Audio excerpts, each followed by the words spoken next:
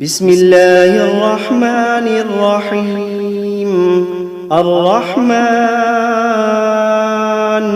علم القرآن، خلق الإنسان علمه البيان. الشمس والقمر بحسبان، والنجم والشجر يسجدان. والسماء رفعها ووضع الميزان، ألا تطغوا في الميزان. وأقيموا الوزن بالقسط ولا تخسروا الميزان. والأرض وضعها للأنام، فيها فاكهة والنخل ذات الأكمام. والحب ذو العصف والريحان، فبأي آلاء ربكما تكذبان. خلق الإنسان من صلصال كالفخار، وخلق الجان من مارج من نار. فبأي آلاء ربكما تكذبان. رب المشرقين ورب المغربين، فبأي آلاء ربكما تكذبان. مرج البحرين يلتقيان، بينهما برزخ لا يبغيان. فبأي آلاء ربكما تكذبان. يخرج منهما اللؤلؤ والمرجان، فبأي آلاء ربكما تكذبان. وله الجوار المنشآت في البحر كالأعلام، فبأي آلاء ربكما تكذبان. كل من عليها فان، ويبقى وجه ربك ذو الجلال والإكرام. فبأي آلاء ربكما تكذبان. يسأله من في السماوات والأرض كل يوم هو في شأن. فبأي آلاء ربكما تكذبان. سنفرغ لكم أيها الثقلان، فبأي آلاء ربكما تكذبان. يا معشر الجن والإنس إن استطعتم أن تنفذوا من أقطار السماوات والأرض فانفذوا، لا تنفذون إلا بسلطان. فبأي آلاء ربكما تكذبان. يرسل عليكما شواظ من نار ونحاس فلا تنتصران. فبأي آلاء ربكما تكذبان.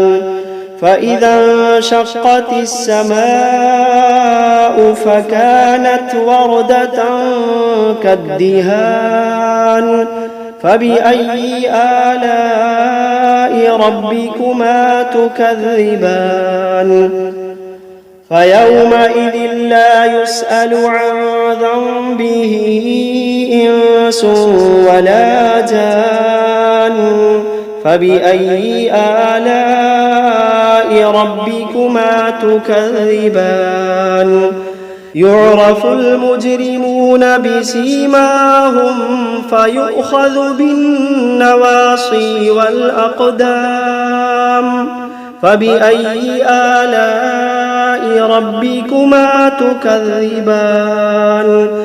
هذه جهنم التي يكذب بها المجرمون يطوفون بينها وبين حميم آن فبأي آلاء ربكما تكذبان ولمن خاف مقام ربه جنتان فبأي آلاء ربكما تكذبان ذواتا أفنان فبأي آلاء ربكما تكذبان فيهما عينان تجريان فبأي آلاء ربكما تكذبان فيهما من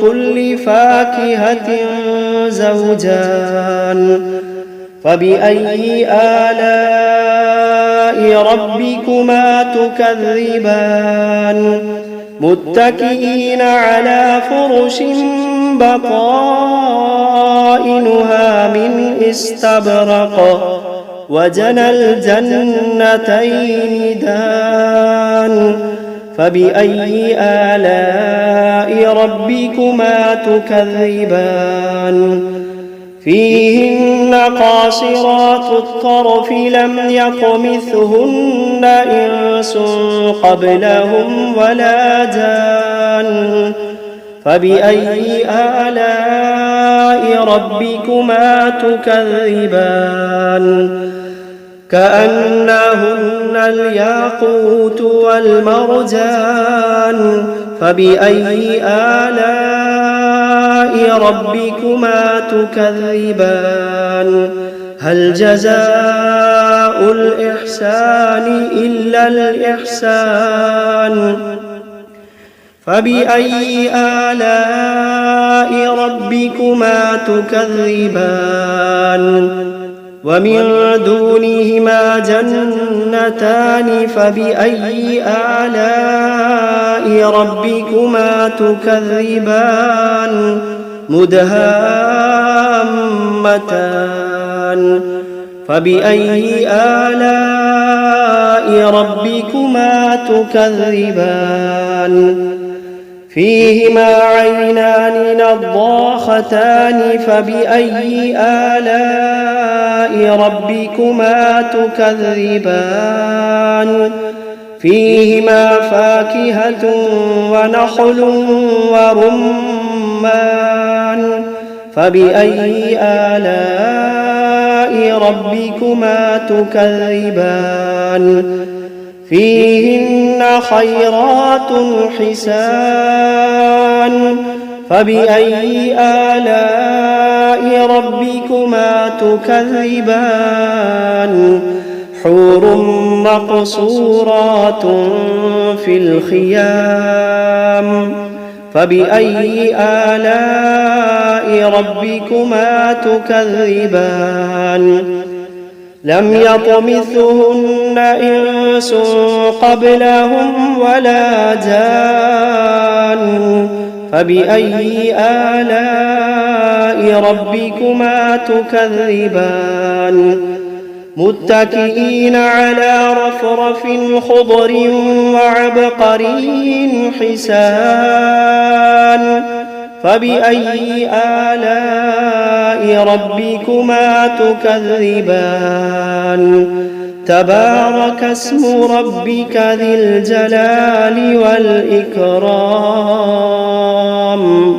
بسم الله الرحمن الرحيم تبارك الذي بيده الملك وهو على كل شيء قدير الذي خلق الموت والحياة ليبلوكم أيكم أحسن عملا وهو العزيز الغفور الذي خلق 7 سماوات طباقا ما ترى في خلق الرحمن من تفاوت فارجع البصر هل ترى من فطور ثم ارجع البصر كرتين ينقلب إليك البصر خاسئا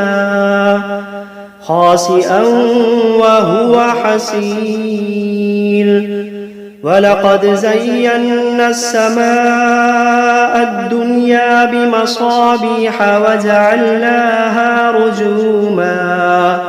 وجعلناها رجوما للشياطين وأعتدنا لهم عذاب السعير وللذين كفروا بربهم عذاب جهنم وبئس المصير إذا ألقوا فيها سمعوا لها شهيقا وهي تفور تكاد تميز من الغيظ كلما ألقي فيها فوج سألهم خزنتها ألم يأتكم نذير قالوا بلى قد جاءنا نذير فكذبنا وقلنا ما نزل الله من شيء إن أنتم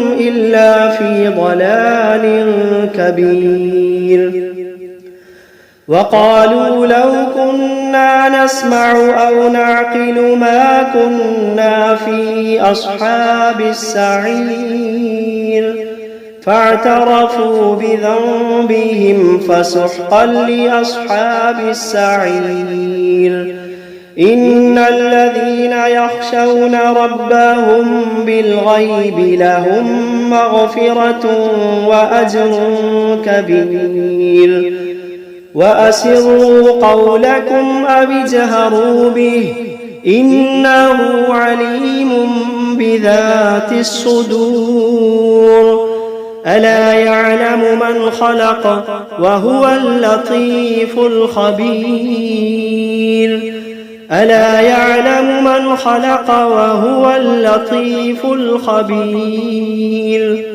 هو الذي جعل لكم الأرض ذلولا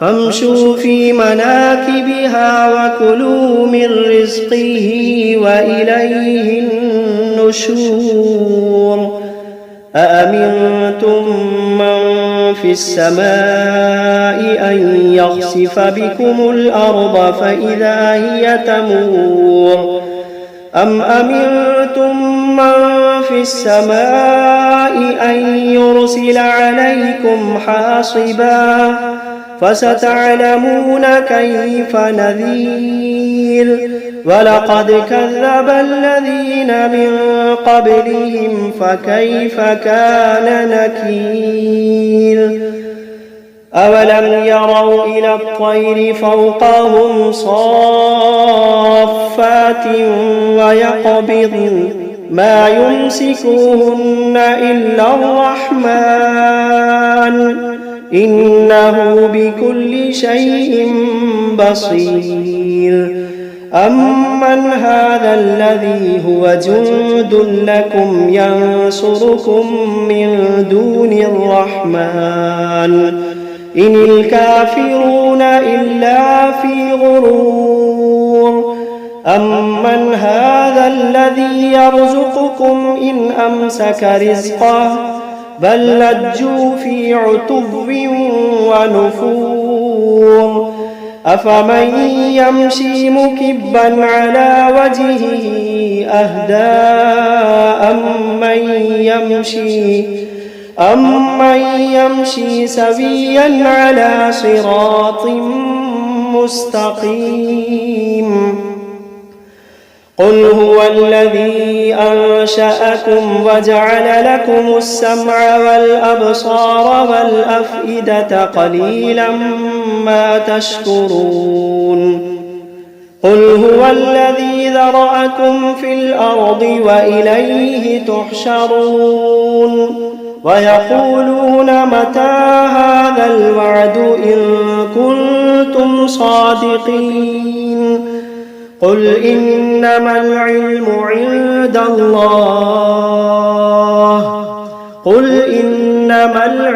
عند الله وإنما أنا نذير مبين فلما رأوه زلفة سيئت وجوه الذين كفروا وقيل هذا الذي كنتم به تدعون قل أرأيتم إن أهلكني الله ومن معي أو رحمنا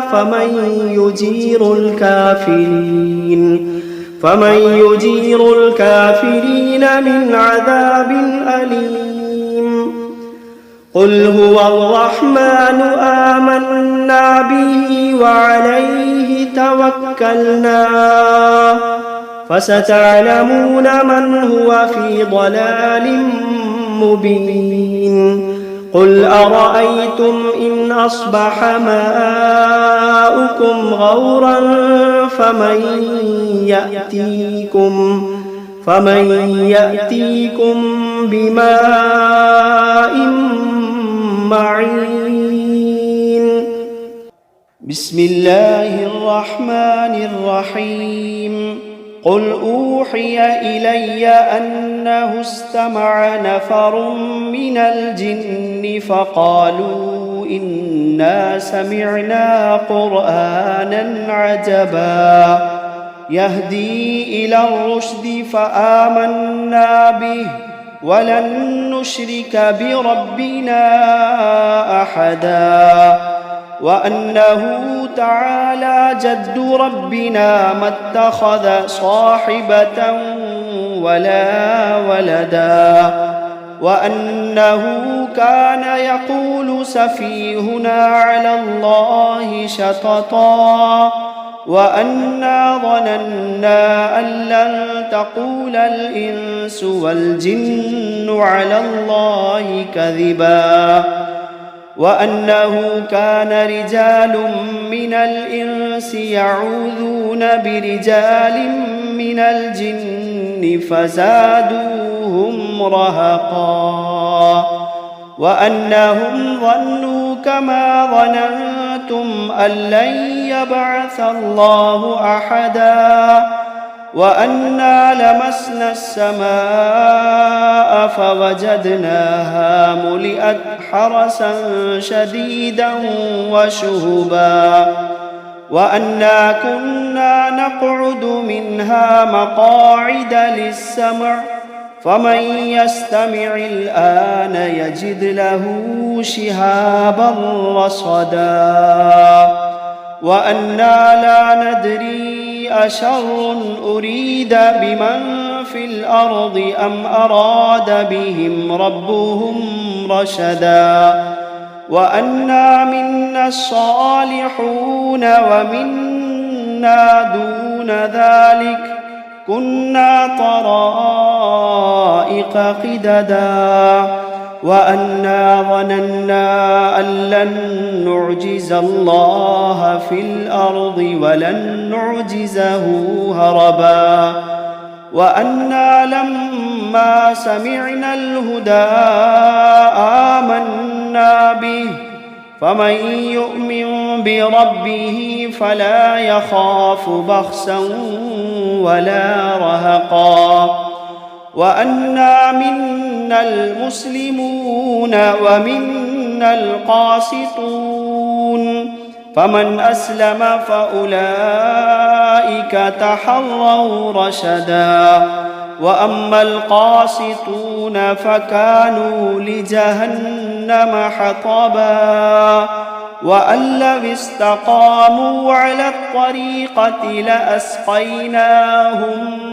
ماء غدقا لنفتنهم فيه ومن يعرض عن ذكر ربه يسلكه عذابا صعدا وأن المساجد لله فلا تدعوا مع الله أحدا وأنه لما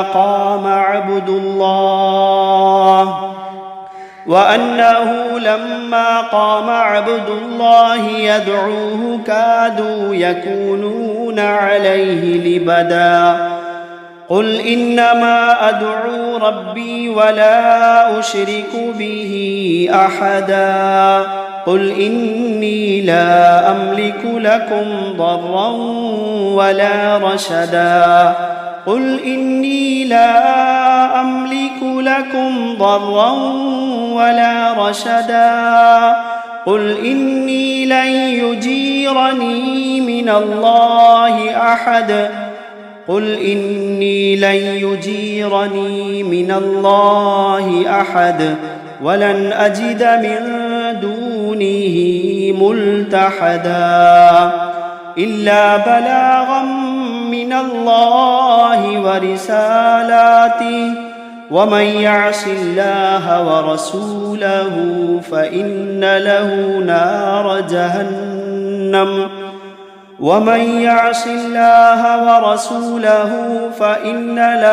نار جهنم خالدين فيها أبدا حتى إذا رأوا ما يوعدون فسيعلمون من أضعف ناصرا وأقل عددا. قل إن أدري أقريب ما توعدون أم يجعل له ربي أمدا. عالم الغيب فلا يظهر على غيبه أحدا إلا من ارتضى من رسول فإنه يسلك من بين يديه ومن خلفه رصدا ليعلم أن قد أبلغوا رسالات ربهم وأحاط بما لديهم وأحصى كل شيء عددا.